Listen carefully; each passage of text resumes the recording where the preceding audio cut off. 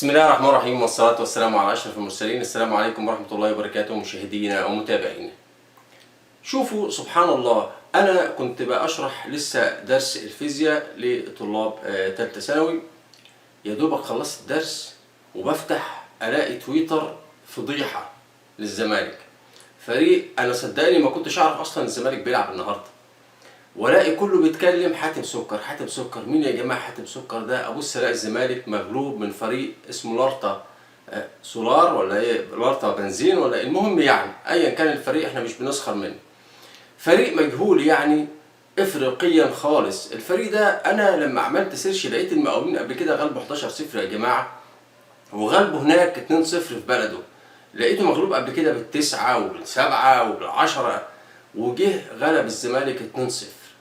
يشاء السميع العليم ده يحدث بعد يوم واحد فقط من مباراة الأهلي واتحاد العاصمة اللي فاز فيها اتحاد العاصمة على الأهلي بهدف من ضربة جزاء. وطبعا احنا ما بنبررش ولا حاجة، فريق اتحاد العاصمة فريق كبير ومبروك ليه طبعا، وكان بطل الكونفدرالية دي كفاية.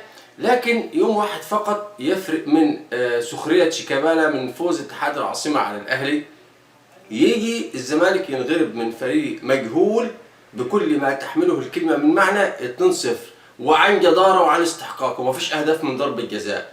مباراة فيها هدفين ملعوبين جدا. طيب هو يا جماعة احنا مش بقالنا 10 سنين بنقول الزمالك قادم؟ هو قادم منين؟ هو تاه ولا ضل الطريق ولا ايه؟ بس يا جماعة احنا ما بنسخرش من حد، ولكن لما تكون بتلعب في الدور التمهيدي لبطولة افريقيا وتنغلب، ما تجيش تقول لي ان انت هتنافس ولا حتى هتنافس في الدوري نهائي.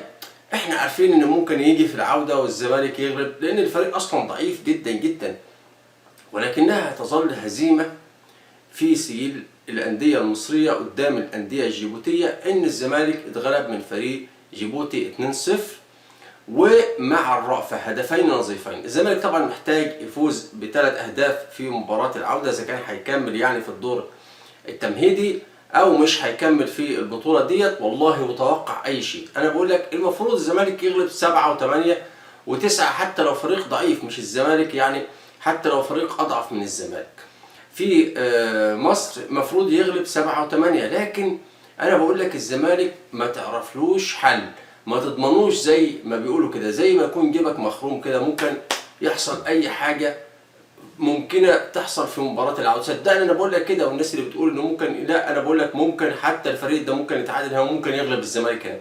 الزمالك ما ينضمنش يا جماعه. انا عايز اقول ايه؟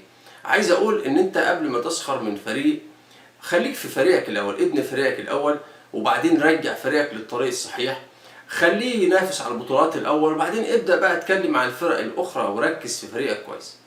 ولو ان طبعا انا زعلان جدا جدا ومش فاهم قرار استبدال كابتن سيد عبد الحفيظ بالكابتن خالد بيبو، طبعا كل احترام للكابتن خالد بيبو، ولكن انا كنت شايف الكابتن سيد عبد الحفيظ كان بيؤدي واجبه ومالي مركزه على اكمل وجه.